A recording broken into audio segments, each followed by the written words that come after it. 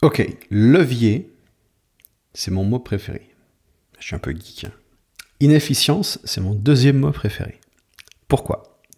Parce que ces deux mots-là, c'est ce qui me permet d'améliorer les résultats business, les miens ou ceux de mes clients, avec le minimum d'efforts et le maximum de résultats. Donc, le levier en soi, la définition du levier, c'est plus de résultats avec moins d'efforts. D'accord? C'est donnez-moi un levier suffisamment long et je pourrais déplacer et soulever le monde. Combien dit ça Archimède? Donc on est sur aujourd'hui, je vais te faire une démonstration avec 2-3 calculs rapides sur comment j'optimise le business de mes clients et comment tu peux faire pareil. Donc l'idée, c'est que dans ton business, il y a des inefficiences. Les inefficiences donc, qui sont inexploitées et qu'en les identifiant et en les exploitant, tu peux provoquer un effet multiplicateur sur tes résultats avec très peu d'efforts. Et que probablement là où tu mets ton attention actuellement, c'est pas là où il y a le plus de levier. Ok? Donc, moi, quand je regarde un business que je cherche à optimiser, je me pose une question en particulier, une question qui tourne en boucle dans ma tête. Cette question, c'est où sont les inefficiences du business sur lesquelles je peux provoquer les plus gros leviers? Pour ça, je vais te faire une petite démonstration. Alors, imagine, c'est un exemple générique, c'est quelque chose que je vois très souvent chez mes clients, donc je vais te l'illustrer avec des chiffres ronds pour que ça soit plus facile à calculer. Donc, imagine, on a un business qui génère 100 clients donc qui convertit 100 clients par mois. Qui convertit donc sur un produit donc un abonnement à 49 € par mois. D'accord ? Le client vient vers moi et me dit « Damien, mon problème, c'est que j'arrive pas à dépasser les 25 000 € par mois. Je suis bloqué à 25 000 € par mois. J'aimerais acquérir plus de clients. Il faut qu'on regarde ensemble comment faire plus d'acquisition clients. » Donc moi, la première chose que je me dis, c'est où sont les inefficiences avec lesquelles je peux faire le plus gros levier, d'accord ?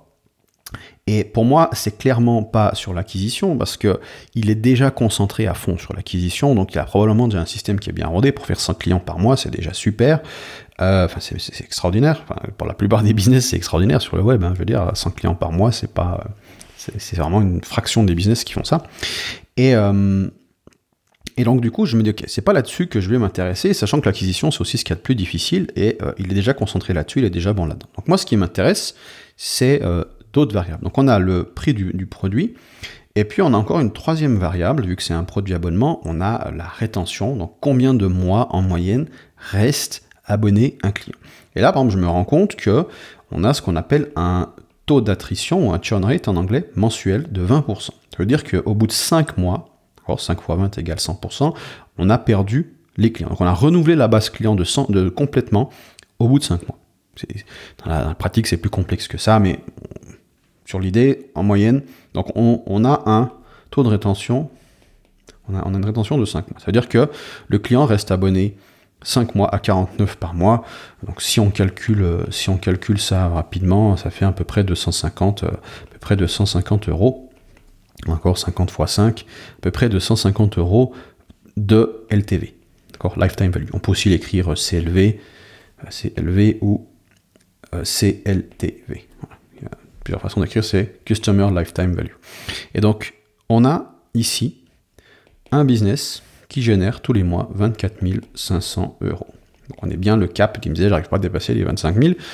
Encore une fois, je simplifie les calculs, évidemment, un business c'est plus complexe que ça, mais ça pourrait être relativement simple. Mais plus tu ajoutes de produits, plus ça devient complexe. Bref, on reste sur quelque chose de très simple pour que tu comprennes l'idée. Donc ici, on a effectivement tous les mois 24 500 de revenus. Okay, petit truc au passage, un abonnement, c'est rien qu'un produit qui est vendu, qui est vendu sur plusieurs mensualités. D'accord, c'est comme si on vendait un produit à 250 €, sauf que c'est plus dur à le vendre parce que dans la tête du client, ça va être tous les mois. C'est plus dur à vendre, c'est plus facile de vendre un produit à 250 € ou 5 fois 50 € plutôt que 50 € fois 8 am aeternam, même s'ils se désabonnent 5 mois plus tard. Bref. Donc, moi, ma réflexion ici, je vais faire un peu le propre, je me rends compte que donc on a 20% de churn ici, c'est énorme. Donc, je vais plutôt me concentrer sur cet élément et aussi, on va voir pour se concentrer sur cet élément. Donc, qu'est-ce qu'on fait? Donc, ce que je vais faire, c'est que je vais me poser la question pourquoi il y a 20% de churn. Et je me suis rendu compte, là, c'est un exemple qui revient souvent, que la communauté de l'abonnement, elle est pas très active. Ok. Donc tu arrives, c'est un peu ambiance cimetière, les gens sont là, ils consomment les formations dans l'abonnement, mais derrière n'interviennent pas, ne communiquent pas entre eux. Okay. Donc qu'est-ce qu'on fait? On va rajouter des Zoom calls, on va rajouter différents challenges, d'accord, et on va faire en sorte que les clients, quand ils arrivent dans l'abonnement, le plus vite possible, ils interagissent. D'accord. Et on crée une culture, voilà. Le but, c'est de créer du mouvement, c'est de créer de la vie à l'intérieur de cet abonnement. Donc, en faisant ça, on réduit le churn à 10%. Je reste sur des chiffres ronds, encore une fois, pour illustrer le point. Okay. Donc là, on est sur du 10%, on dit, ok, déjà, qu'est-ce qui se passe? Si on est sur du 10%, on a un taux de rétention de 10 mois, d'accord? Donc déjà, rien que ça, on a doublé le business. Rien qu'en faisant ça, tu vois. Ensuite, qu'est-ce qu'on fait? On dit, on va vendre un deuxième abo, on va vendre une version premium à 99 €. Et là, mettons qu'on arrive à convertir 30% des clients sur du 39 €.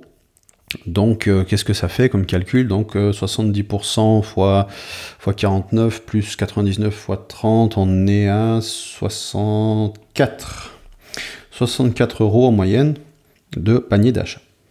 D'accord? Donc là, je te fais le calcul. Donc, 64 € fois 10 mois. OK? Fois 100 clients. Et là, on va encore même déployer une troisième stratégie. Qu'est-ce qu'on va faire?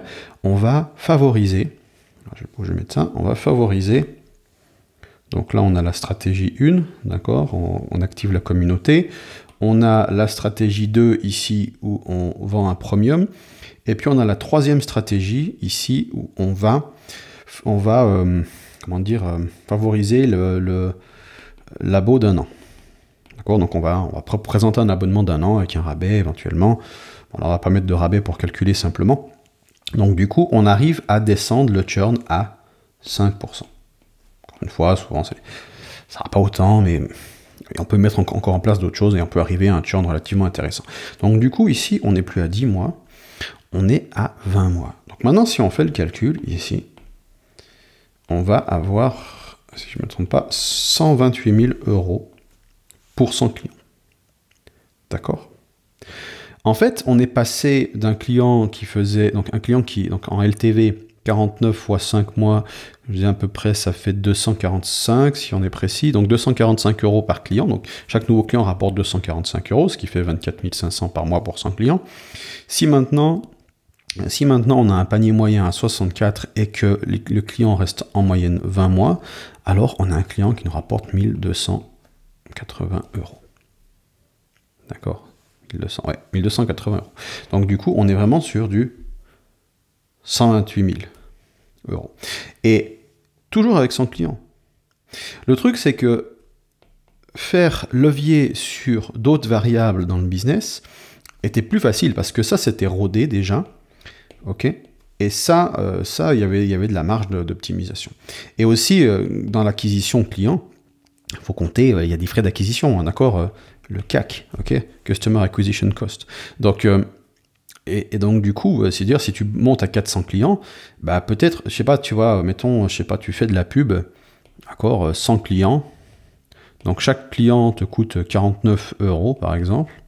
Ok, donc le premier mois de l'abonnement est basiquement en publicité, basiquement dépensé en pub. Si on veut 400 clients, d'accord, donc forcément on va aussi payer, donc toi 49 fois 100. Ici on se dit, tiens, ça va être 49 fois 400, mais dans la réalité c'est pas comme ça. Ça va peut-être être 49 fois 79, d'accord. Ok, donc si je fais, ça fait 31 600, d'accord, et ici ça fait 4 900. D'accord. Donc, on est quand même sur une exponentialité aussi des coûts d'acquisition. Donc, Donc là, je parle vraiment en chiffre d'affaires, alors qu'en fait, il y a une marge à calculer, donc c'est beaucoup plus intéressant de travailler sur le back-end. Et il y a énormément d'inefficience sur des back-ends de beaucoup de business, et c'est mon boulot de trouver ces inefficiences et de rendre heureux mes clients. Voilà. Donc ça t'intéresse, il y a un lien dans la description si tu veux t'abonner à ma liste email, si tu veux plus de conseils comme celui-ci. Moi-même, j'aide des clients à trouver leurs inefficiences et d'optimiser. Donc si ça t'intéresse, n'hésite pas à me contacter par email. Et puis on voit ce qu'on peut faire ensemble, si éventuellement on peut devenir partenaire sur ton business. Donc je te laisse regarder ça en description. Il y a d'autres vidéos si ça t'intéresse. Je te souhaite une magnifique journée. Salut.